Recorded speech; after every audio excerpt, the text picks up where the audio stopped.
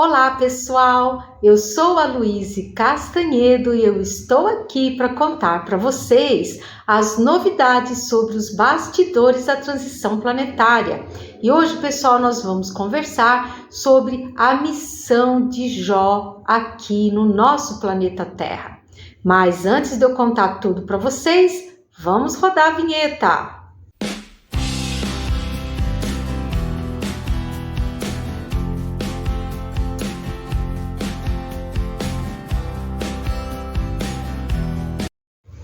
Vamos então começar o nosso vídeo, como sempre, com muita alegria, aonde eu gosto de saudar todos vocês, meu querido público, desejando muita saúde, muita paz, muita harmonia em suas vidas, seus trabalhos, seus relacionamentos e principalmente muita esperança, porque o mundo de regeneração está chegando. E, como sempre, vamos continuar, gente, orando pela paz no mundo, pela suavização na operação de despertamento físico, pela operação de libertação das almas escravizadas pelas legiões trevosas, pelas cidades de São Paulo, Rio de Janeiro e Brasília, que foram as últimas sedes das estações da discórdia aqui no planeta. Vamos orar também pelo povo do Oriente Médio e também pela anulação do plano perverso das trevas. Tem muita coisa para a gente orar, a espiritualidade sempre nos pede, sempre eles me falam: Luíse, não se esqueça de lembrar os seus queridos ouvintes para que eles orem pela paz, porque isso tem fortalecido muito a egrégora de luz planetária. Mas, muito bem, gente, hoje nós vamos continuar com os ensinamentos do nosso estimado e respeitado Jó do Antigo Testamento, que no vídeo anterior, o de número 315, eu contei para vocês sobre a vinda dele. E só que ele falou tanta coisa que eu precisei dividir em 2 vídeos, que é para que os assuntos possam ficar mais claros, possam ficar um pouco mais separados, para que a gente também tenha condição de fixar melhor todo esse conteúdo que eles nos passam, né? Mas vejam só o que foi que ele nos contou. Ele falou assim: em vida, o Jó, né? Fui muito prejudicado por Javé, que desejava vencer-me a mente, subjugando-a à sua pérfida influência. E não sabia ele, o Javé, com quem estava lidando, que ele estava lidando com um componente da equipe crística, de forma que todos os seus esforços foram em vão. Porque vocês sabem, quem já leu ou conhece um pouco do Antigo Testamento, sabe da história de Jó, tadinho. E Jó, só que assim, na Bíblia eles falam que foi uma aposta de Deus com o diabo. Mentira, não tem aposta nenhuma. Deus não vai ficar dando trela para um ser trevoso, por mais trevoso que ele seja. Deus não vai estar nem dando pelota. O que aconteceu foi que Jó, ele, pelo seu bom comportamento, pela sua ética, ele sempre foi muito agraciado por Deus com tudo que ele precisava, né? E a partir de um determinado momento, ele começou a perder aquilo, perder. Quem que causou essa perda? Quem causou essa perda foi Javé, porque Javé queria subjugar a mente dele a esse Deus vingativo, esse Deus punitivo. Só que o Jó, como era muito elevado, o Jó não entrou nessa. O Jó continuou com o Deus de amor, com o Deus de paz, defendendo a sabedoria divina, né? E ao final das contas, apesar do Javé querer acabar, né, com o Jó, Cristo, no caso, falou: não, o que você queria trabalhar, Jó, já está cumprido aí, vamos te retornar tudo que você tem.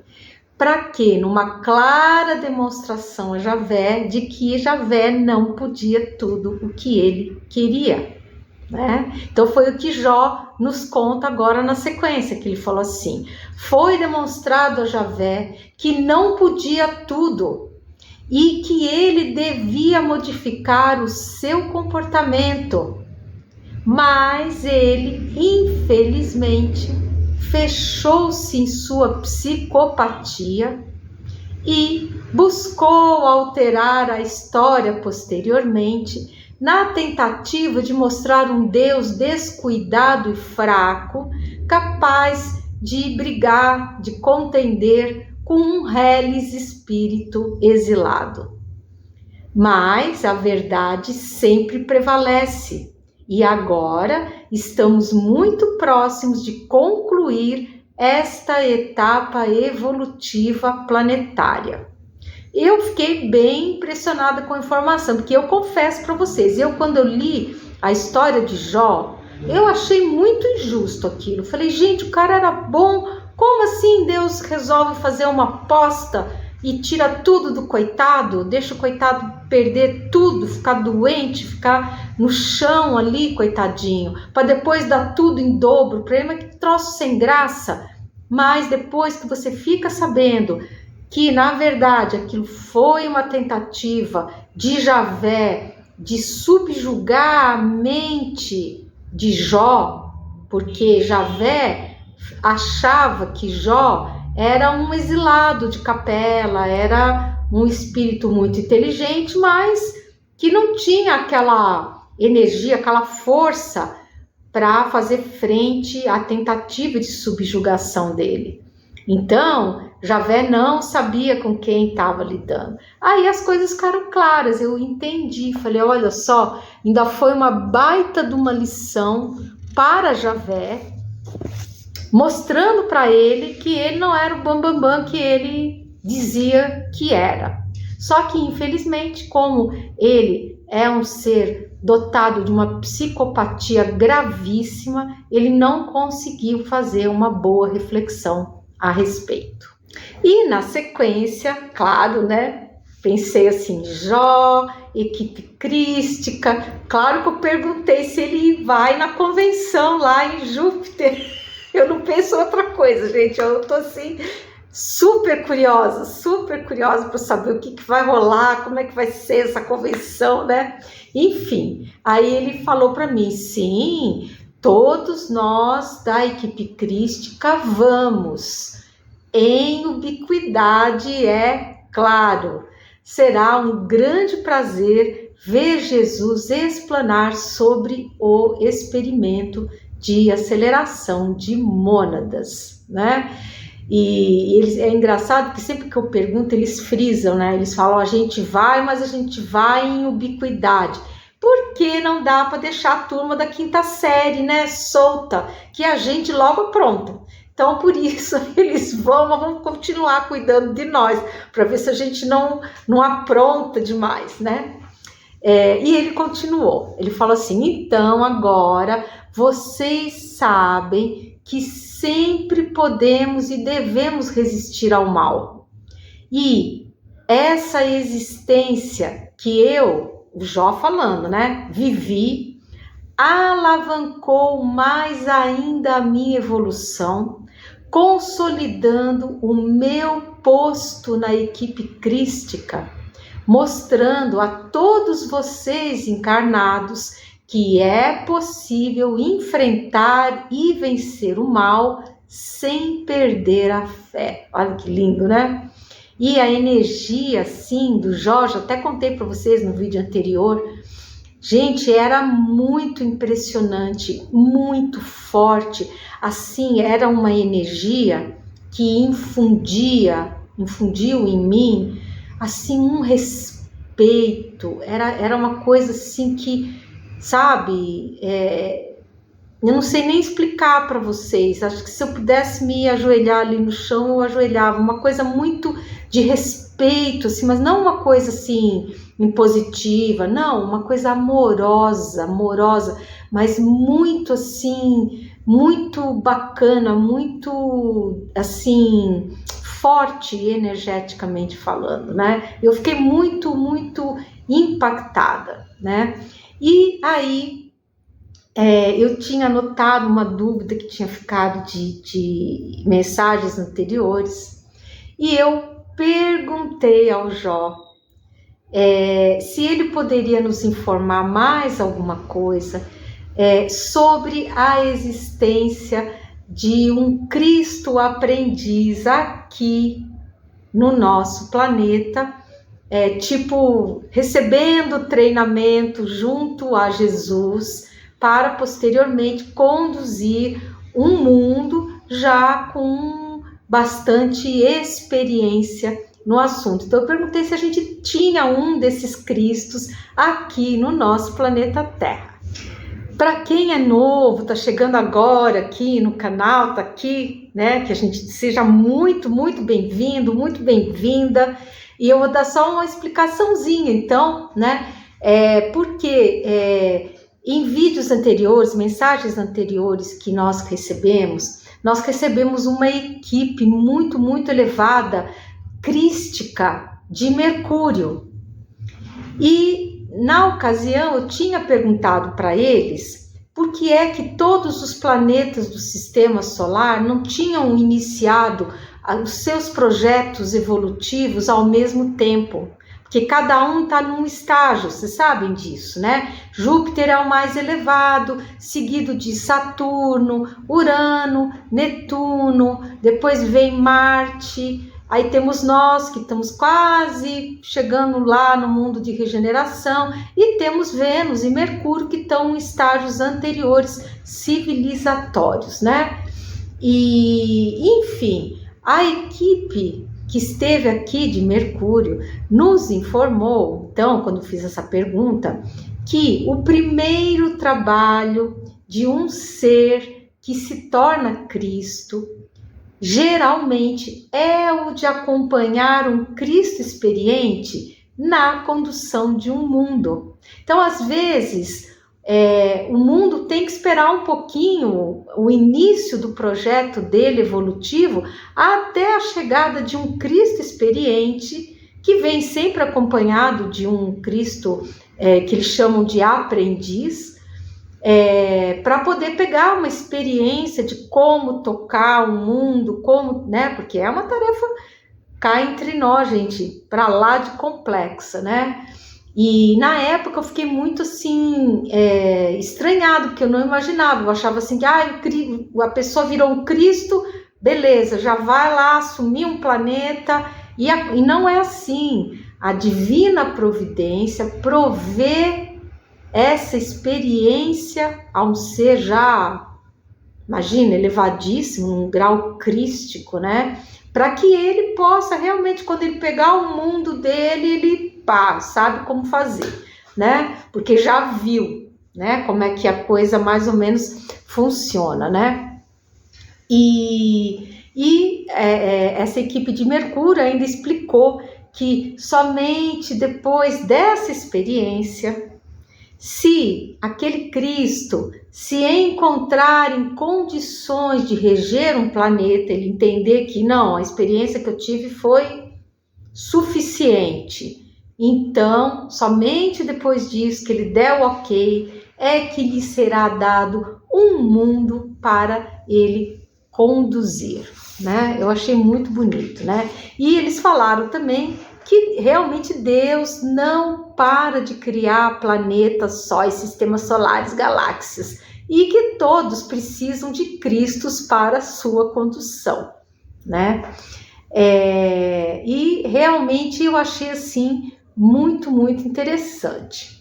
Então, quando eu perguntei se aqui na Terra nós tínhamos um Cristo em treinamento, vejam só o que Jó nos contou sobre essa questão. E ele respondeu, falou: sim, existe na verdade uma pequena equipe de Cristos aprendizes que operam aqui no planeta, dada a experiência e o poder de Jesus. E eu fiquei muito admirada, gente, com essa informação, porque aqui no planeta Terra, segundo a informação dada pelo nosso estimadíssimo Jó, nós não temos só um Cristo trainee, mas temos uma equipe de Cristos trainees que estão ali junto com Jesus, aprendendo, pegando experiência. E o Jó continuou explicando, ele falou assim: eles não ficam só observando, eles auxiliam no que eles podem, já treinando para a condução de um mundo. Frequentemente, eles são acionados pelo Cristo, por Jesus, que lhes pergunta como eles agiriam em determinadas situações, justamente para testá-los e orientá-los na ação. Então dá lá um BO aqui no planeta e tal, que não falta, né, BO, né, gente? Aqui o que mais tem é BO. E aí tá aquela situação, aquela confusão, o Cristo reúne os Cristos, a equipe, e fala: aí galera, a situação é essa aqui. Como que vocês resolveriam essa situação? E aí cada um vai dando a sua opinião e o Cristo vai complementando, orientando, auxiliando, né? E com isso eles vão crescendo nessa experiência de conduzir um mundo, né? Eu achei tudo, gente, muito maravilhoso. Eu fiquei pensando realmente quanto cuidado divino existe na preparação dos novos Cristos. E o Jó, né, eles leem o pensamento da gente, né? E ele falou: é muito maravilhoso mesmo, minha filha, é muito maravilhoso. E o Jó, depois desse assunto, ele ainda nos explicou que as pequenas provações pelas quais muitos de nós estamos passando servem para aferir o nosso grau de persistência nos valores da luz. E ele falou assim: então, meus filhos, quando vocês estiverem passando por dificuldades, quaisquer que sejam, lembrem-se sempre de mim e do exemplo que dei de humildade e perseverança, né? É muito, muito bonita, né, essa questão. E aí o Jó, né, deu aquela animada assim no nosso trabalho, né, e falou: isso, continuem trabalhando. E não falou só comigo, não. Ele se dirigiu, gente, à equipe espiritual do Segundo Império, da qual eu faço parte, mas estou aqui encarnadinha, mas tem todo mundo que tem um arco de apoio espiritual fantástico, que me ajuda, que me apoia, né, na missão e tudo. E aí ele animou a gente, né, falou: é isso mesmo, vocês sigam em frente, vocês estão no caminho certo, vamos orar, vamos fazer o melhor. E aí ele falou assim, que a equipe do Segundo Império estava indo bem, e aí ele fez uma referência ao nosso querido Dom Pedro II, e ele falou assim: a equipe do Segundo Império, liderada pelo nosso querido Longinos, também conhecido como Pedro II. Também ele, Dom Pedro II, isso é o Jó falando, sofreu muito por seu amor ao Cristo.